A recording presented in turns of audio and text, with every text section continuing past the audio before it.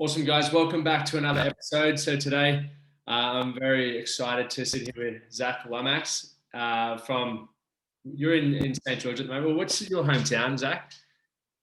My hometown is Temora, so it's a small country town. Not too far from Wagga Wagga in New South Wales. So the population back home in Temora is about 5,000 people, but I'm currently living in Wollongong at the moment. So it's a big trip down here for footy, and yeah, I'm loving it.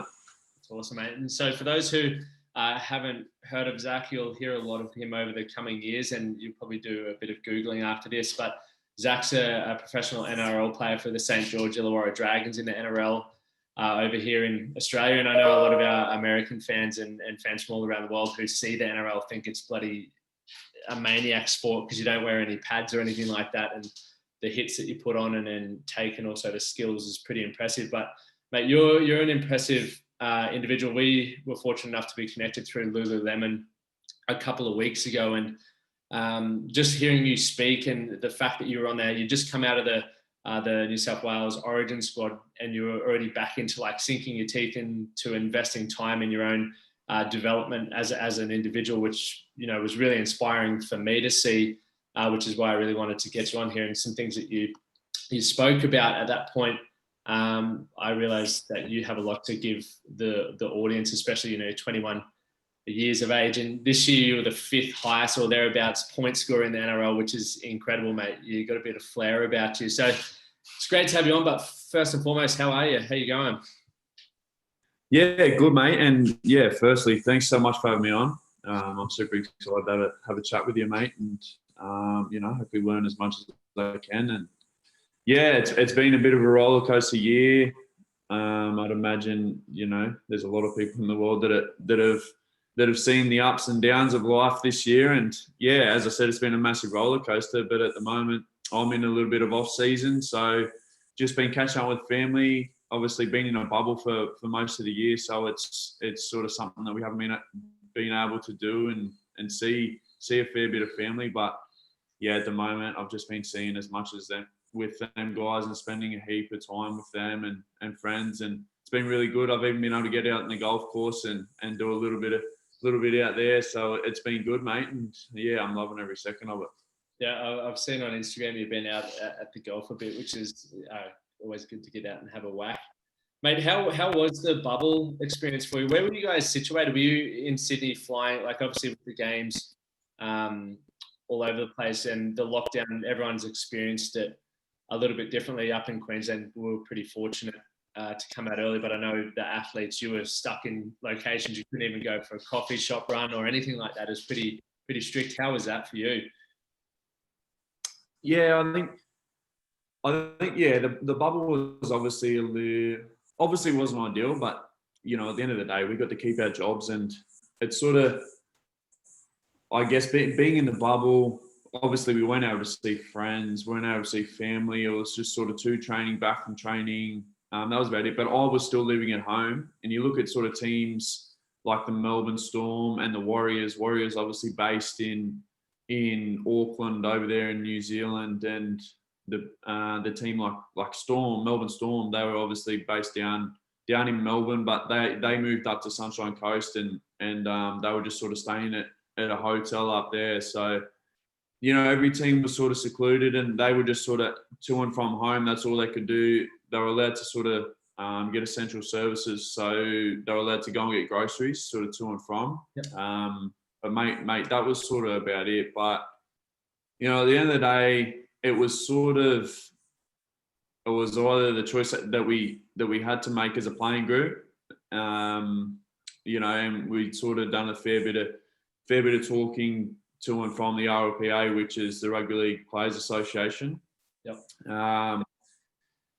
But it was a choice that we had to make as a group, and it was one that we were certain on was to get the game back up and running. And we were super stoked to just even be back on the field. Like, I guess you look in comparison to some of the other people in the world, we were super lucky to just be able to keep our job, you know what I mean, and still be able to play and train. And I understand, conditions weren't ideal, but at the end of the day, we were sort of still able to give people and I guess the general public a thing to look forward to come the weekend, because there were so many other people that were in complete lockdown, without jobs. Yeah. So, it sort of did make us feel good in a sense as well, to be able to put on a show for the general public there at the end of the weekend as well, mate, which was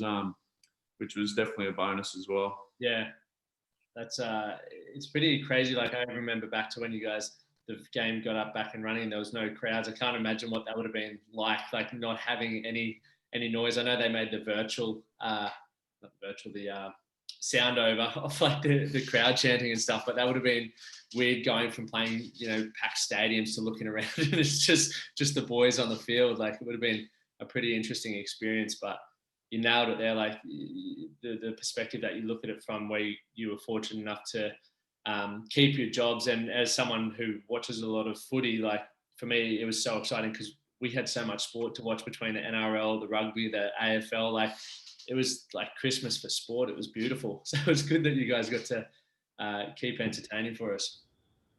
Yeah, no, that's right. And I think we're probably the first sport in the world to pretty much pick back up. Yeah. And it wasn't we weren't too long out of the game. We probably had a few weeks where everyone was just sort of back home and doing their own thing. Like, we weren't even out, I guess, allowed to be together. Yeah. Once the NRL did get postponed, we weren't even allowed to sort of be together. And yeah, so we're just sort of back home doing our own. We had a bit of a WhatsApp group, and we were sort of posting in there just sort of workouts that we're doing at home, and just sort of had little challenges, like sort of who could do the most push-ups, blah, blah, blah, just sort of little challenges like that, just to sort of keep us training and keep us involved with each other. Like, yeah, it was a little bit tricky, but I guess you talk with the no fans. So we played round one, and I think it was full crowds round one. Yep. Round two, there was no one allowed. No one was allowed at the venue. So it was just, super strict, players only. And I think there was like 5 or 6 staff that were allowed to go, and that was it. And then we had a break for about, don't hold me exactly to it, but maybe 5-6 weeks. I can't tell you the exact sort of time frame, how long we're out of the game for. Then we come back and there was still no crowds. But yeah, obviously it wasn't ideal, but and the reason why we do play the game is obviously because we love it. And, we put all the players and staff as well, put so much time and effort into the game. But the main thing while we play the game at the moment is to give back to the fans, and to not have them there. And yeah, it was definitely an odd feeling, but it's definitely so much better when you got, and the Red V fans, like, for the Dragons, they're unbelievable fans. They, when you really sort of playing some good footy too, they're right behind you. And so that's why we play the game. And it was definitely good towards the end of the season to have the Red V fans there. Absolutely. Yeah, definitely. And it was obviously a huge season for you. Getting into the Blues squad, and 5th highest point scorer, which is an incredible achievement in itself, to show the athleticism and the consistency in your own performances. But before we sort of find out about this season, what your focus on moving forward, tell us a bit of the backstory for you growing up. Was like NRL something you always wanted to play in, or did you have other interests? And what was that sort of journey like for you? Yeah, so obviously, grew up in a small country town called Temora, and it's sort of southern New South Wales. And I guess everyone back home. So I'm in a family. We've got 3 boys, and I've got an older brother, younger brother, obviously mum and dad. And sort of grew up playing footy from young age, 4, 5 years old. And my dad grew up playing footy. My pop played footy, so it was sort of in the family, and yeah, just sort of grew up playing footy from a young age, as well as my older brother. My little brother sort of wasn't into it as much, but mate, we sort of played whatever sport back home with all my friends, and that it was yeah, it was just sort of everyone was always outside. You were never sort of inside playing, I guess, PlayStation or just inside in general. Really, we were always sort of playing, whether it was playing, golf, or swimming, or playing tennis. It was always cricket in the summer. Yeah. There was just all like basketball, anything like there was any sport that was on back home, or everyone in Temora was into it. So there was just always sport, and it was good, and I loved it. And there was no sport that I loved more than any other. It was just I love sport in general, whatever it was. Not that I was the best at any sport that I did. I just loved sport in general, and it was and it's just always been that way. I've always just any sport that it is, I love. So I watch anything on TV, and but it was sort of I was about I think I was 13 when I was playing in a rep team for our sort of local area. It's called Group 9, and it was just sort of the towns around sort of where Temora is, and I was playing, and there was a recruitment officer from the Dragons who'd picked me up and just sort of had a bit of a chat to me and said they were interested, but actually, so to that, it was they originally seen my brother the year before. Yeah, and so pretty much, I was just like the brother, and they just sort of had a look at me the year after. So I was pretty lucky that Hayden got picked up. Hayden, my brother, got picked up the year before, and they sort of signed him, and so we were both sort of signed at 13 years of age, and then come 15, they actually moved us down to Wollongong, which is about a 4.5 drive to the coast. Yeah. So we had a little bit of family. My mum's sister and her family, and my dad's brother and his family actually lived down in Wollongong, but actually my mum and my little brother moved down with Hayden and I to in 2015. So I was 15 turning 16. Hayden was 16 turning 17. So I was going into year 10, and Hayden was going into year 11 when we moved down. And so obviously it was a little bit hard on mum and dad, and they sort of they didn't split up, but it was sort of what they almost had to do, really. Dad was just coming down sort of as much as he could, like weekends here and there, and mum was going back as much as she could, and it was sort of the best thing for us for mum to head down, and she come down for the first 2 years, and then once the first 2 years was sort of up, she took home with my little brother Declan, and Hayden and I stayed down. So we were living by ourselves when I was in year 12. So I was 17 turning 18 doing my HSC, and Hayden was actually working. So he was doing an apprenticeship, and pretty much so when I come down, I played 1 year of Harold Mats, which is under 16s, like for the Dragons, and Hayden was playing SG ball, which was under 18s. Yep. And then I jumped up in the next year into SG ball, and Hayden and I both played, and then we both jumped up to under 20s. And then the year after, which was I think it might have been 2018, I moved into first grade, and ended up debuting in when I was 18. So it was it's been a bit of a process, mate. It's actually 7 years next year, which will be a 7th year in Wollongong. So mate, time's absolutely flown, but it's been the best thing ever, and the sacrifices that our family had to make for us to they've done everything possible for us to be in the situation that we are at the moment, and we love every second of it. And Hayden and I are still down here, and we're living together, and Yeah, we absolutely love it, mate. And we're actually about to head back to tomorrow for Chrissy and catch up with all our friends and family. And mate, it's been unreal. And yeah, it's sort of the start of the journey, really. Definitely is, mate. That's awesome that you're, it sounds like you got a tight knit family and you've all been able to, obviously there's been some sacrifices made, but you're all experiencing the journey together, which is awesome to see. For yourself, obviously getting, I guess, recruited and scouted from a young age, did you feel that, like, did you take on any pressures from that, or was it you pretty just comfortable cruising through? What was that like? Because you often see, I grew up in a similar town for you, and I think 13 out of our 17 squad with the Clydesdales and Toowoomba, where I grew up, were all signed or contracted with the Titans or Bronx, and then everyone sort of just burnt out. So it's always fascinating for me when people continue to fly on with it.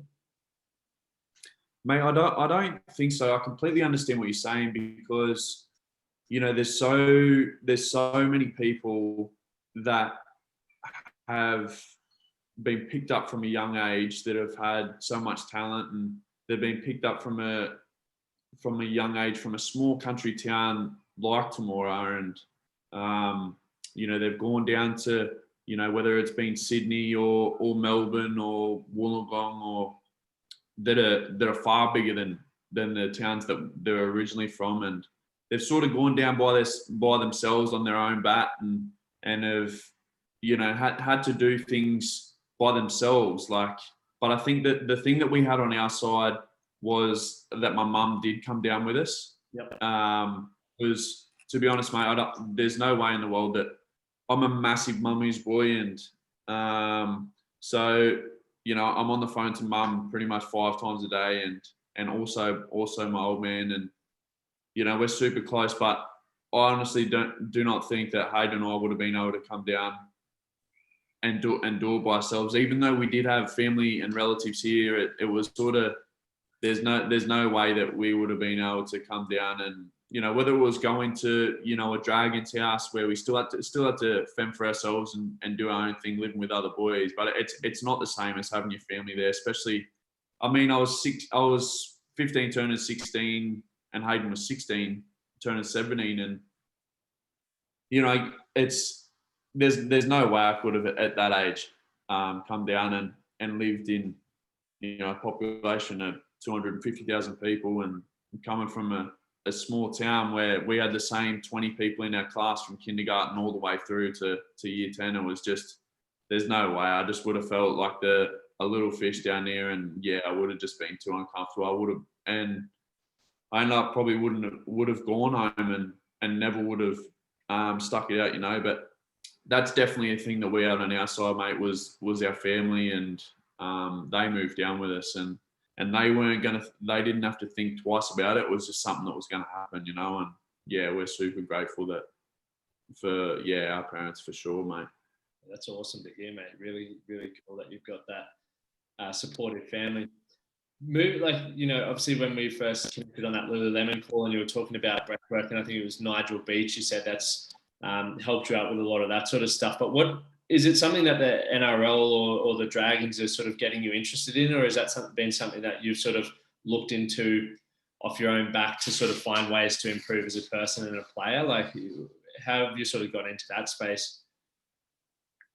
Yeah, so actually, it wasn't sort of a thing through the Dragons. It was just I ended up coming across Nige, and I seen some of the techniques and everything that he used, and I was sort of right into it, and I thought, and I heard him talk actually through my partner Jess. She was on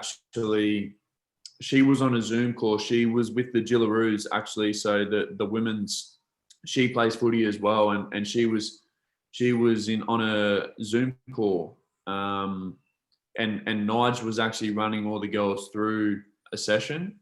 Yep. And I sort of overheard it, and was hearing just some of the techniques that he was using, just to just to be able to be that controlled sort of state of mind, and just sort of get get your mind at ease leading into big games and whatever it is, whether it was relationships or anything in general. And I just thought, you know, I'm kind of someone that gets real nervous and can overthink a lot of things. And, you know, sort of just coming into NRL, into grade, it was sort of something that I thought I could really buy into. And yeah, Nigel he works with Wim Hof, and yeah, he's been the best thing for me. And I pretty much started him with working with him at the start of the year, and it's just sort of the Wim Hof method and just everything about breathing and slowing everything down and stripping everything back. And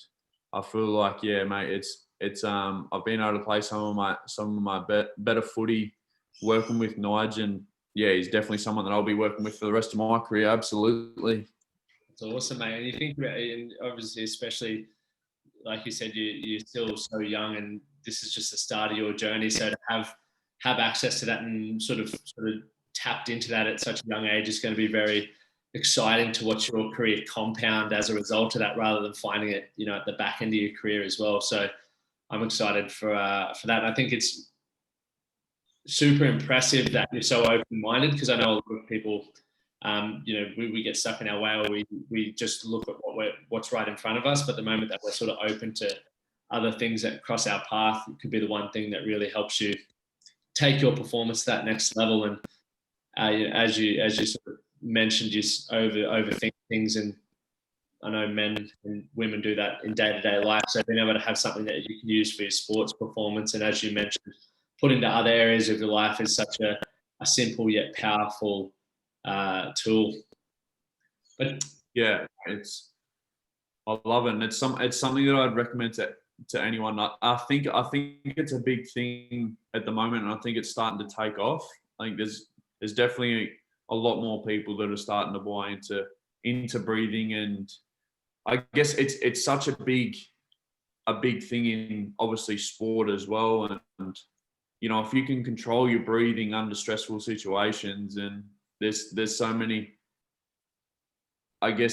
situations in a rugby league game where you need to perform under pressure, and when you're completely out of oxygen. And I think there's certain techniques where, you know, you can control your breath, and or even just doing it before the game helps you sort of regulate your breath. And yeah, it's, as I said, mate, it's been the best thing for me. So to be able to put it into practice and just be able to help me on the field, but off the field as well, has been unreal, and just helped me sort of get away from footy once I'm finished the game. You know what I mean? It just helps me, and just really have a cool sort of mind frame, which I think's been helping me as well. And even I've got my mum onto it. She's sort of a person that overthinks a little bit as well, and she's a bit of a stress head, and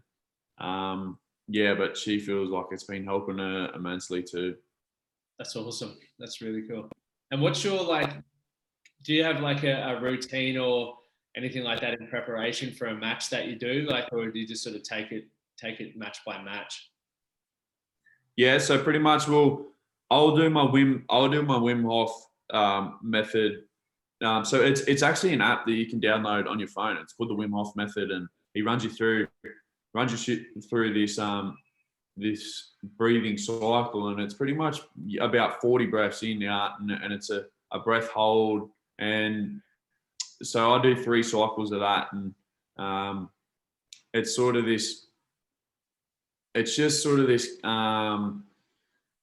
this technique that can help you. It just drops your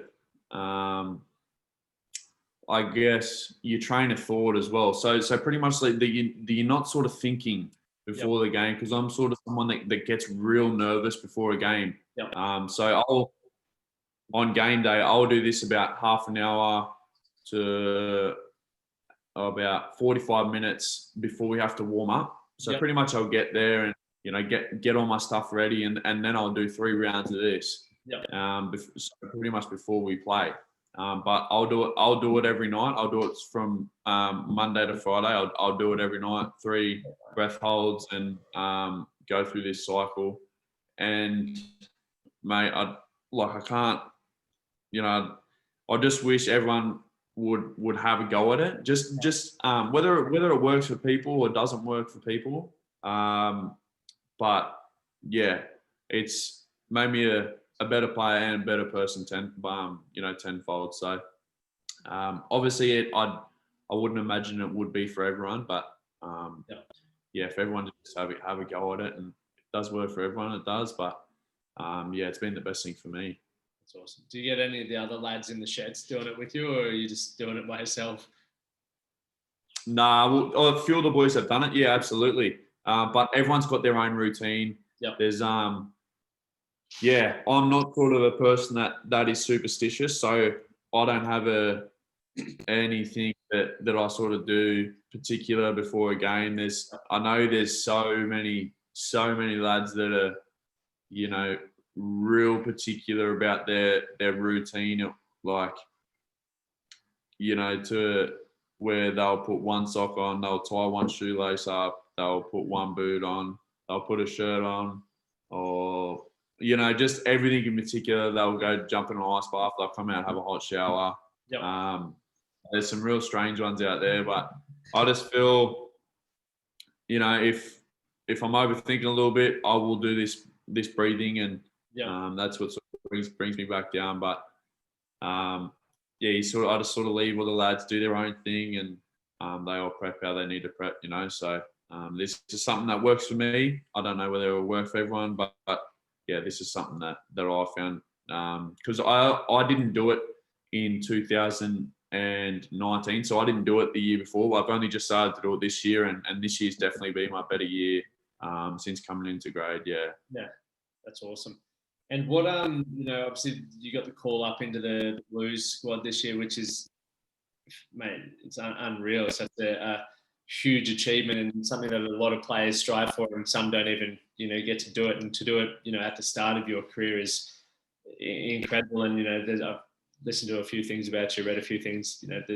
You're the next, they compare you to Gaz and all that sort of stuff, which is unreal. Like, what was that whole experience like for you, getting that call up, and for yourself once again at that young age?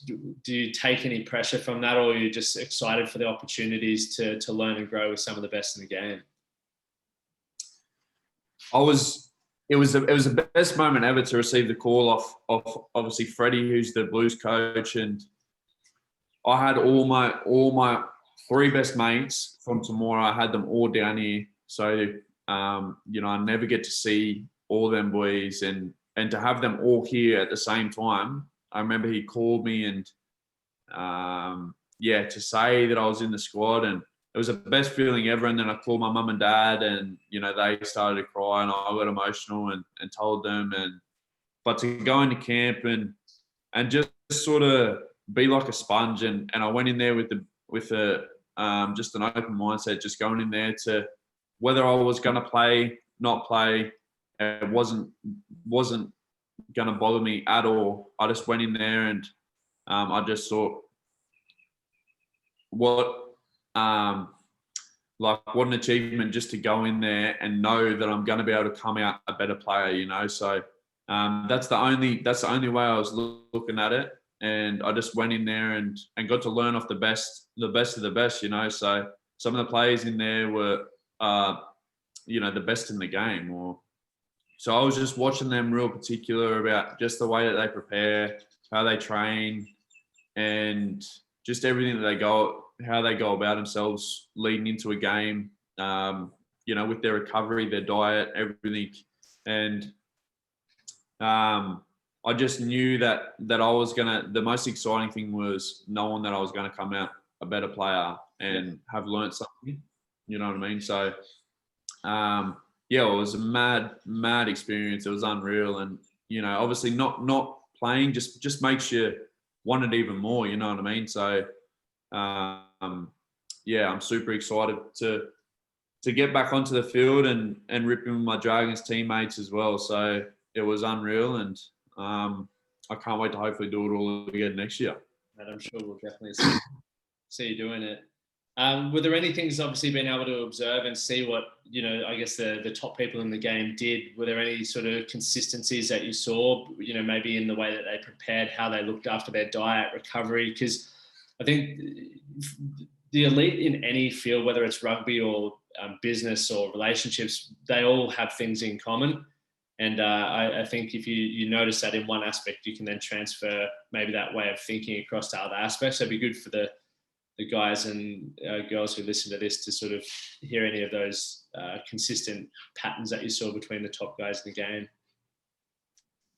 Yeah, absolutely. And I think the thing is, are you a part-time footballer or are you a full-time professional? You know what I mean? So, and the difference I mean between that is, do you go to training and, do you train half-hearted, or once you finish training, do you go home and you just sort of kick the feet up, or you look at some of the and pretty much everyone in the team was like this. And the thing that I took out of it was it's a full-time thing. And once they were at training, as soon as we rocked up the training, or so even say we get up, they were particular about their weight.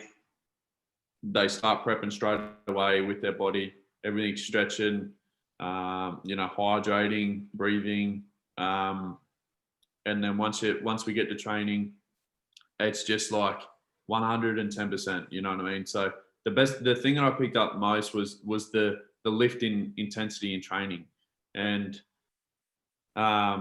it's such a cliche, but it's train the way you play. And I feel like that's the thing that, you can really take out of it. And the boys that were training the way that they play, it was to a T, and they go out and they perform the same way. And once they're done training, it's all about recovery.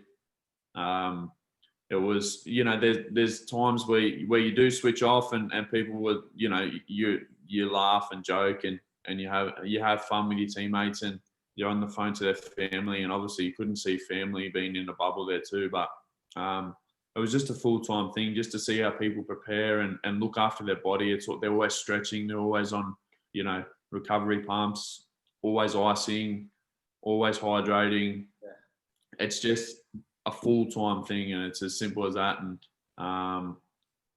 they're definitely building something really special at New South Wales Rugby League. And but the best in the game, like you look at people like James Tedesco, who's the best player in the game at the moment, Boyd Cordner, who was a captain, and I could name a heap of players, but even just them two, they're always setting the standard. They're always doing all them little things. So it's definitely a full-time thing, especially if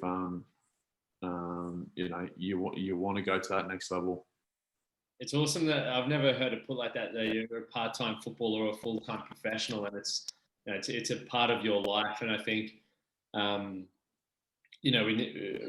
for the men listening to this, like looking at different aspects of our life as well, like how are you showing up in your relationships, with your career, with your mates, all those sorts of things?